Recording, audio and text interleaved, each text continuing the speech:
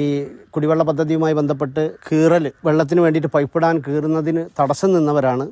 അതുകൊണ്ടാണ് പദ്ധതിക്ക് നേരം വൈകിയത്.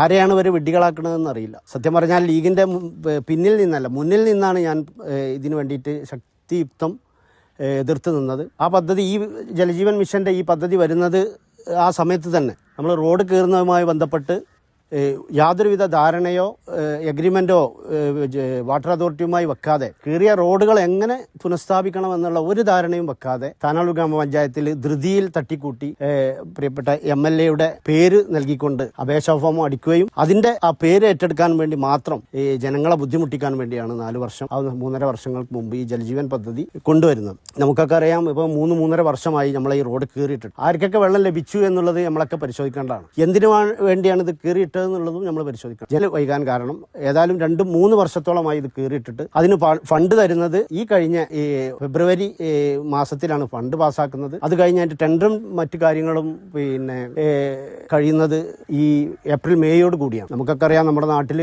മാർച്ചിൽ തുടങ്ങിയ മഴ ഇതിപ്പോൾ ഇന്നലെയും മഴ ശക്തമായി പെയ്തുകൊണ്ടിരിക്കുന്ന ഒരവസ്ഥയാണ്. ടാറിംഗ് വർക്കുകൾക്ക് അനുമതി കൊടുക്കുന്നില്ല എന്നുള്ളത് ഈ മാന്യ വ്യക്തിക്കും അറിയുന്നതാണ്. ഇപ്പോഴും ടാറിംഗ് വർക്കുകൾ ചെയ്യാൻ അനുമതി കൊടുക്കാത്തൊരവസ്ഥയാണ് പഞ്ചായത്തിലുള്ളത്. ഇതൊക്കെ നേരിട്ട് അറിയാവുന്ന ഒരാൾ ഈ അവസരത്തിൽ വന്നുകൊണ്ട് കള്ളം പ്രചരിപ്പിക്കുന്നത് എന്തിനു വേണ്ടിയാണെന്ന് അറിയുന്നില്ല. ഏതായാലും 4 വോട്ടിന് വേണ്ടിയാണെങ്കിൽ നമുക്കൊക്കെ അറിയാം, നമ്മൾ ഈ പല വാർഡുകളിലും ഇപ്പോൾ ഈ ഒക്ടോബറിൽ റോഡിന്റെ പുനരുദ്ധാരണം ടാറിംഗ് നടന്നു. ആ റോഡുകളുടെ ഒക്കെ അവസ്ഥയിലേക്ക് ഒരിക്കലും ഈ റോഡ് മാറില്ല. നല്ല ഇടയിൽ പരിപാടികൾ കഴിഞ്ഞു. അടുത്ത ദിവസം തന്നെ വെയിൽ അരച്ച് നമ്മളിത് ടാറിംഗ് കഴിഞ്ഞ് ഒരു 10 ദിവസം 15 ദിവസം വെയിൽ കിട്ടുന്ന രീതിയിൽ മാത്രമേ ഈ വർക്ക് ചെയ്യുള്ളൂ. അല്ലാതെ ഒരു 10 വോട്ടിന് വേണ്ടി ഒരിക്കലും ഈ റോഡ് ടാറ് ചെയ്ത് നശിപ്പിക്കാൻ ഞങ്ങൾ ഉദ്ദേശിക്കുന്നില്ല എന്ന് മാത്രമാണ് ഈ അവസരത്തിൽ ഈ പിണക്കൽ ഒഴുക്കുംപാറ റോഡുമായി ബന്ധപ്പെട്ട് നിങ്ങളോട് പറയാനുള്ളത്.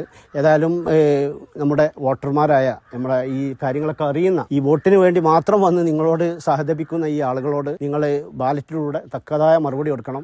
2,35,00,000 രൂപയുടെ ഫണ്ടുകളാണ് അടിസ്ഥാന വികസനത്തിന് വേണ്ടിയിട്ട് റോഡുകളായിട്ടും കെട്ടിടങ്ങളായിട്ടും ഈ വാർഡിലേക്ക് എത്തിച്ചത്. ഞാൻ വെല്ലുവിളിക്കുകയാണ്. ഈ വൈസ് പ്രസിഡന്റ് വാർഡിൽ പോലും ചിലപ്പോൾ അത്രയും തുക കൊണ്ടുവരാൻ കഴിഞ്ഞിട്ടില്ല. ഈ പ്രതിപക്ഷത്തിരുന്നു കൊണ്ട്, ഭരണവശത്തല്ലാതെ ഇരുന്നിട്ടും പ്രതിവശത്തിരുന്നു കൊണ്ട് ഇത്രയും നല്ലൊരു വികസനം കാഴ്ചവെച്ചതിന്റെ അസൂയ, മറ്റൊന്നും പറയാനില്ല. ഈ ഒരു റോഡിനെ പറ്റി പറയാൻ ആണ് അവർ സമയം കണ്ടെത്തിയത്. ഏതായാലും നമുക്കൊക്കെ അറിയാം, ഈ വാർഡ് നമ്മുടെ മദനി സാഹിബിന്റെ പാർട്ടിക്ക് PDPക്കാണ് നൽകിയത്. അത് തന്നെ ഈ LDFന്റെ ഒരു പരാജയമാണ്.